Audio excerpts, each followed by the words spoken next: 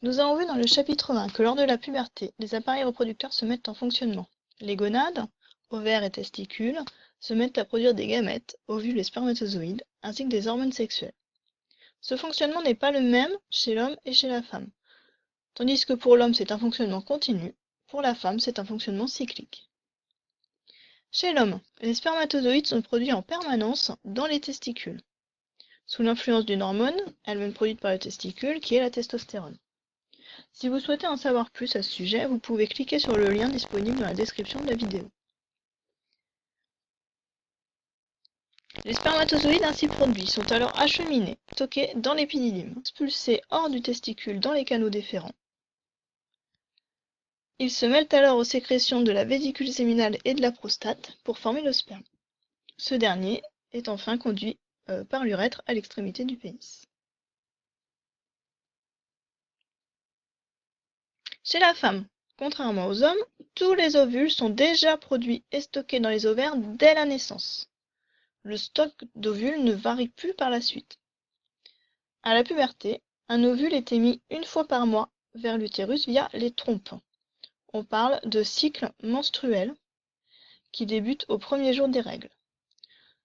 Ce cycle se décline à plusieurs niveaux. L'endomètre, ou également appelé muqueuse utérine, se détruit pendant environ 4 à 6 jours. C'est ce qu'on appelle les règles. Puis, il recommence ensuite à s'épaissir. Il s'enrichit en vaisseaux sanguins et en glandes sécrétrices.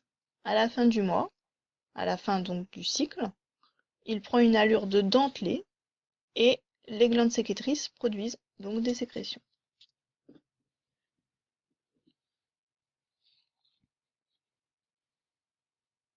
Se déroule également le cycle ovarien, qui lui se décompose en 2 grandes phases. Première phase, la phase folliculaire, qui est de durée variable, pendant laquelle un follicule ovarien va se développer, comme on peut le voir ici. Un petit sac dans lequel est stocké un ovocyte, autrement dit un ovule. Ce follicule va donc se développer lors d'un cycle menstruel jusqu'à être mûr. C'est le milieu du cycle. Il éclate alors en libérant l'ovule dans la trompe utérine. L'ovulation précède toujours de 14 jours la fin du cycle. C'est pourquoi, si le cycle dure en moyenne 30 jours, comme l'exemple qu'on étudie ici, en revanche, si, comme dans cet exemple-ci, le cycle moyen dure 27 jours, l'ovulation aura lieu en moyenne au jour 13. Et effectivement, on peut constater qu'au jour 13, on a ovulation. La deuxième phase du cycle est la phase lutéale, ou encore appelée phase lutéinique. Durant cette phase, le follicule mûr qui a expulsé l'ovule se transforme en corps jaune, comme on peut le voir ici. Ce corps jaune va progressivement régresser jusqu'à la fin du cycle.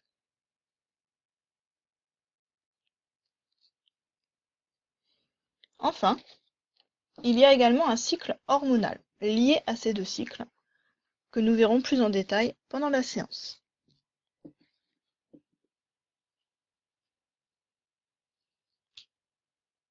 Ainsi, pour qu'un rapport sexuel permette la procréation, il faut qu'il ait lieu au moment de l'ovulation.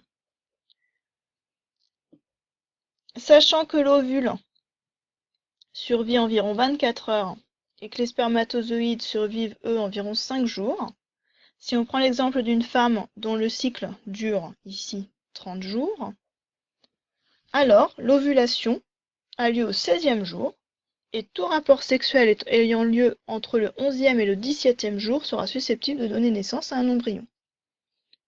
Par exemple, si le rapport sexuel a lieu au 9e jour, les spermatozoïdes vont pouvoir remonter dans les trompes utérines, mais ne rencontreront aucun ovule.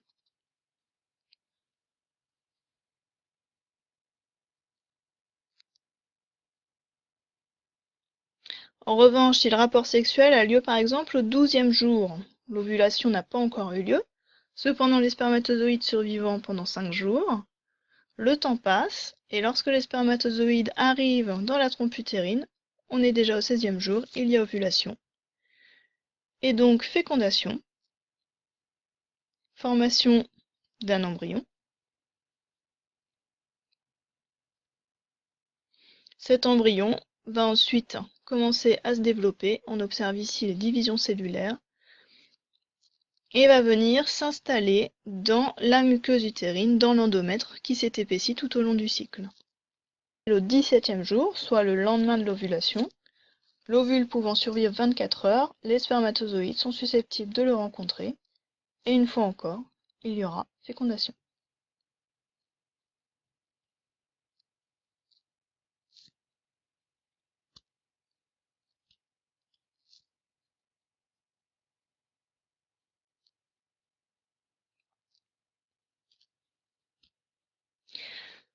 Vous pouvez retrouver ce petit logiciel d'expérimentation, de modélisation, en cliquant sur le deuxième lien que j'ai mis dans la description de la vidéo.